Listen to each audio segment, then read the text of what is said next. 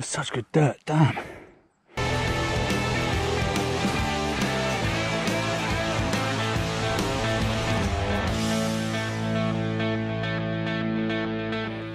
Welcome back to the channel, guys.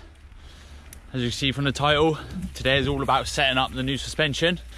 I'm just going to pedal up to my track out the back. Beautiful views. I've got a new gadget. It's called Sus My Bike.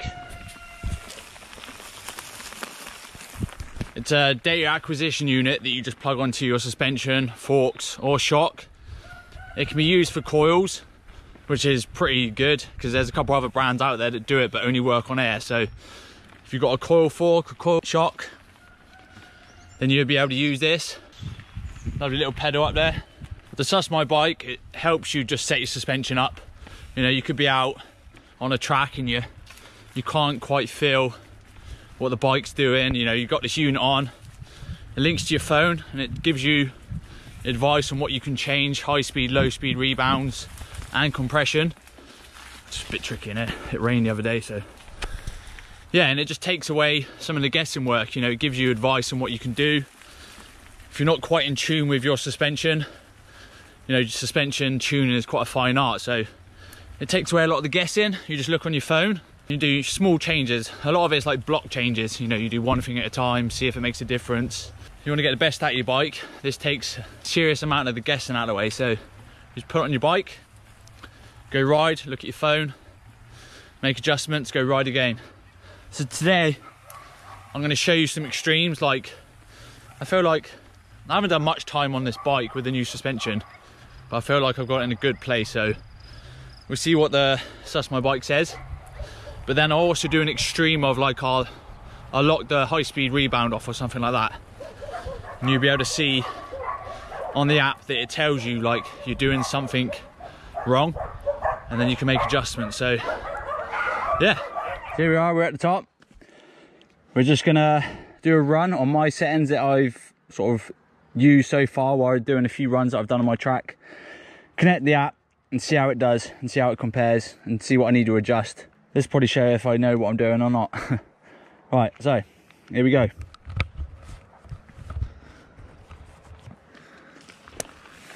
So what's great about this product, if any privateer out there just racing, doing any of that sort of thing, you know, especially downhill, you say you've got 10 tracks to learn, you've got 10 runs to learn a track, but you've also got in 10 runs to get your suspension dialed right in, which, you know, with this thing all you got to do is plug your phone in, it'll tell you what to do, don't have to think too much. So oh man, the dirt is bloody good today. We had a bit more rain last night, but you wouldn't think it.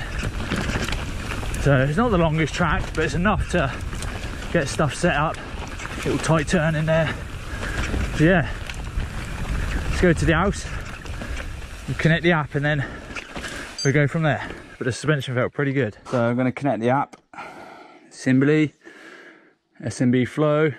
You know, you can see me, and you press pause. I'll split the screen so you can see exactly what's happening. So I've used 72% of the travel, and then you have to fill up all these boxes to get the most out of it, but I don't think this track is going to be long enough. So click results. Oh, everything. So it shows you low speed, your high speed, low of compression, low speed, high speed rebounding. That's all saying looking good, but if you're a firm rider, you can press firm. So if I want it a bit firmer, I can slow the rebound down, but on an enduro bike, I like it quite plush. So next up, so I'm going to carry on. So I'm going to press this time, new session, analyze, you zero your bike, and then start recording. But this time, just to show like big changes, I'm going to make some pretty big changes. I'm going to do the high speed compression, I'm going to do it full on. So it's 5 clicks, and my high speed rebound I'm going to slow right down. So I've done 2 big changes, and then we'll be able to see on the app exactly what's going on. We'll go to the top and we'll do another run.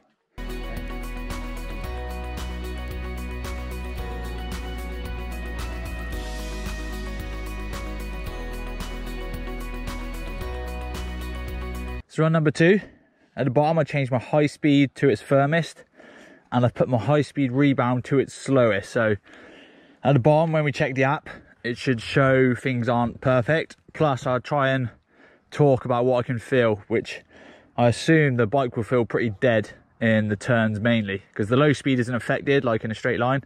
But I think if I go into a corner, it's not going to feel so good. So yeah, drop in for the next one, see how it feels. The front just washed then, it's like pulling me out. Yeah, straight away I can feel it. This bike wants to pull me like where I don't want to go really.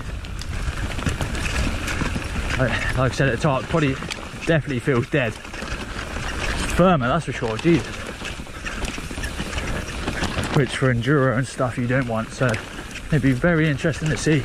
So I'm basically riding everything the same as I did that first run, but it is seriously different. I reckon mainly the high speed rebound being so slow. Whoa, I went again. So let's connect the app and see what it says, but that's definitely firmer on my hands. So at the bottom I've got the phone. Obviously because I went away from the phone, you have to connect again. Right, so I've just done that run. Pause it. It says I use 64% of the travel, which last time I think I was on 74. So that'd be to do with the high speed compression, has obviously slowed things down. Obviously not many things are filled up. So results, see, a high speed rebound, which I shut, is fully closed, says I need to speed up. Now, because there's not many big hits on this track, that's obviously why it's not showing too much on the high speed compression, but I could definitely feel it in my hands. But then that's to do with high speed compression and high speed rebound. There would have been a bit more vibration through the fingers. So that's just to show that if you shut one off, you know, the app does notice. You know, my track's only 50 seconds long, so I'm not going to get, you know, the perfect reading out of this. Once I get on a 3-minute track, and it can, if you go back, you know, it'd fill up these blocks a lot more, and then it'd be able to really fine tune it, because obviously 64% of the travel, you're going to get a lot of harshness through the hands, which results gives you arm pump. So I'm going to go back to results. So on firm, if you're a firm rider, everything is spot on, which I wouldn't want to ride that for more than 50 seconds down a proper rough track. So I always keep it on normal. And then we'll move on to the shock and see what the shock says.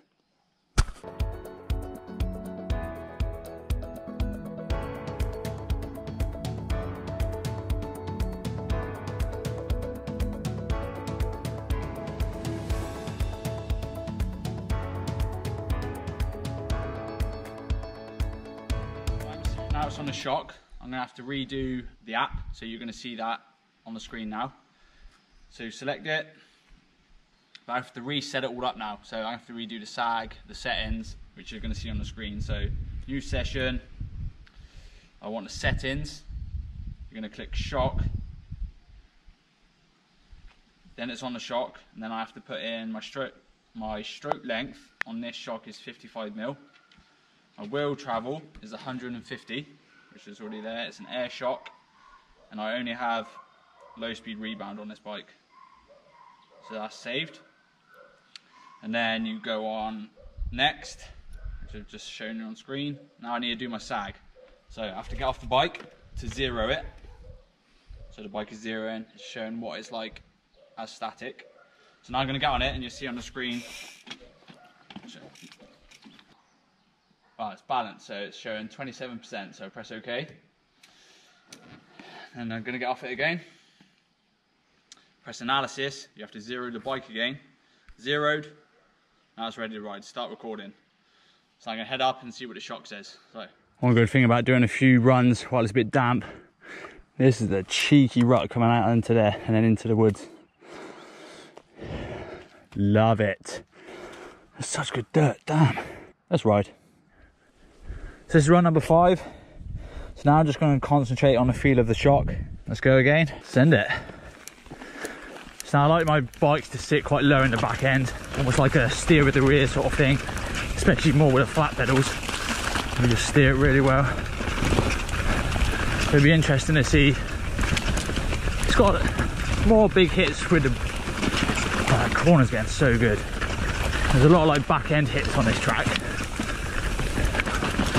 Oh, it's so good. So it'd be interesting to see what it says, but to be fair, you never know. Oh yeah, you can slam the back end, but not the front.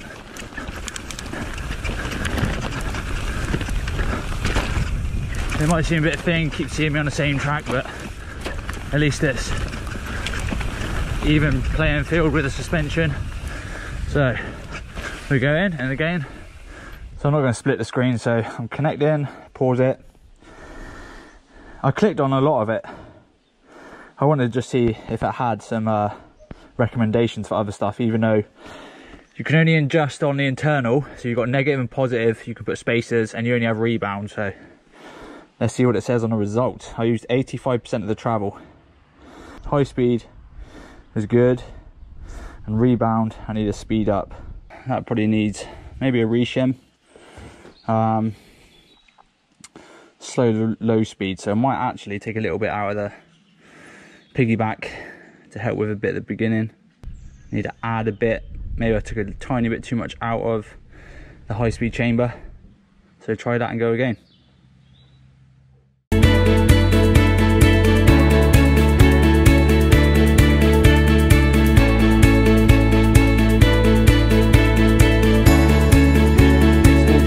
Nothing too drastic, and basically just get back on track. So let's go up again. Run number 6. So lowered the air pressure, which should let the back end drop a little bit. Should hopefully get me a bit more back end grip. Good thing about trying out flat pedals, you feel a lot more through your feet because obviously you're gripping. So let's try this one.